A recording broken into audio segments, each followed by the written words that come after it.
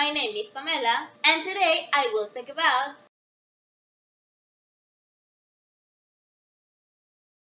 measurement uncertainty is the expression of the statistical dispersion of the values attributed to a measured quantity. I mean, calibration is performed by using a calibrated reference standard of known uncertainty to compare with a device under test. The readings of this device are recorded and compared to the readings from the reference source. The measurement uncertainty is due to the fact that the reference source may have a certain error. Besides that, when doing the calibration, certain factors can cause some errors. These factors are called sources of uncertainty, and some of them are the influence of environmental factors or drift, readings of analog instruments made by operators who can get it wrong, measurement variations in seemingly identical conditions. For example, you have 5 bar and put a manometer to measure it, but reads 4.8 the first time, and when it reads a second time, apparently the same pressure, it reads the 5 bar we supposedly had. Inaccurate values of the reference source. Product sample not representative. For example, when measure a temperature of a sample of some process with a thermometer glass pattern, its bulb changes the sample's temperature. Therefore, its measurement is not so accurate. To calculate the measurement uncertainty, we base on document 19 of the WECC, which is Western Electricity Coordinating Council. There are 2 methods to do it.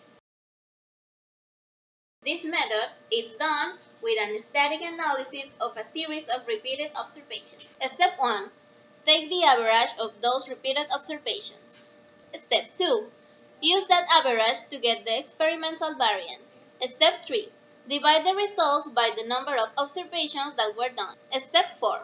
Square the result, which will give us the experimental standard deviation of the average, which is the standard uncertainty. If our number of observations is less than 10, then we must multiply the standard deviation by a multiplying factor. To get the confidence level of the uncertainty, we multiply the standard uncertainty by a k-value that equals to 2.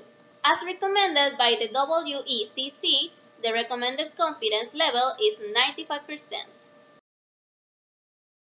With the B method, the uncertainty is determined with the information we already have. Data from previous measurements, experience and knowledge of the instrument, manufacturer specifications, and uncertainty values from technical manuals. B method supersedes A method when we have few observations. To calculate it, we use these formulas.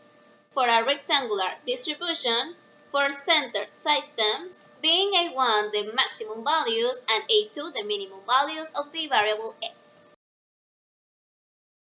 Accuracy is the closeness of a measured value to a standard or known value. It also defines the limits of the errors of an instrument used under normal working conditions for a certain period of time. What I'm going to say may not have sense, but accuracy is given in terms of inaccuracy. I will give you an example. If a thermometer that measures from 0 to 100 Celsius is set to measure 100 Celsius in some process and it reads 99.98 Celsius, then we should have an inaccuracy of 0.02 Celsius. There are 5 ways to express accuracy. 1. In the ranges percentage. For example, if a thermometer with a 100 to 300 Celsius measuring range reads 150 Celsius and they tell us it has an accuracy of plus minus 0.5%, then we do this operation. 150, which is the temperature the thermometer is reading, plus minus 0.5, which is the percentage of the accuracy, multiplied by 200, which is the span of the instrument, or 300 minus 100. All of that by 100 will be equal to 150 plus minus 1. So the real measured value will be between 149 and 151 Celsius. The second way is that they tell you directly that the accuracy is plus minus 1 Celsius. In the case of the last example, percent of the reading. For example, plus minus 1% of 150 Celsius, that is to say 1.5 Celsius, percent of the maximum value of the measure. For example,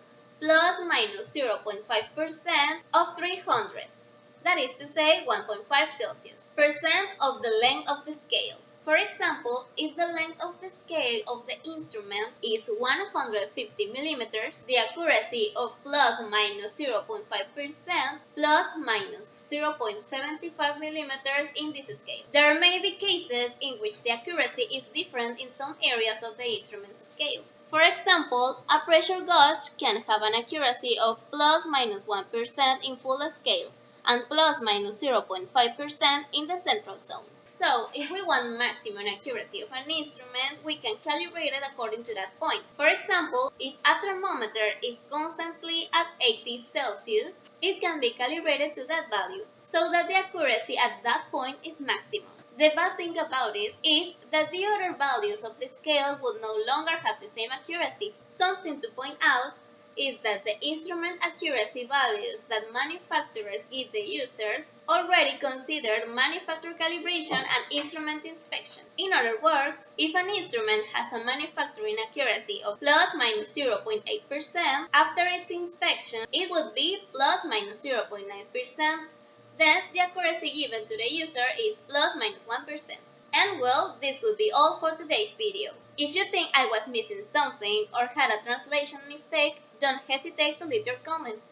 I release new videos every Wednesday in Spanish and every Friday in English. Subscribe so you don't miss the third part of this topic. You can see the first part right here. Adios! The influence of iron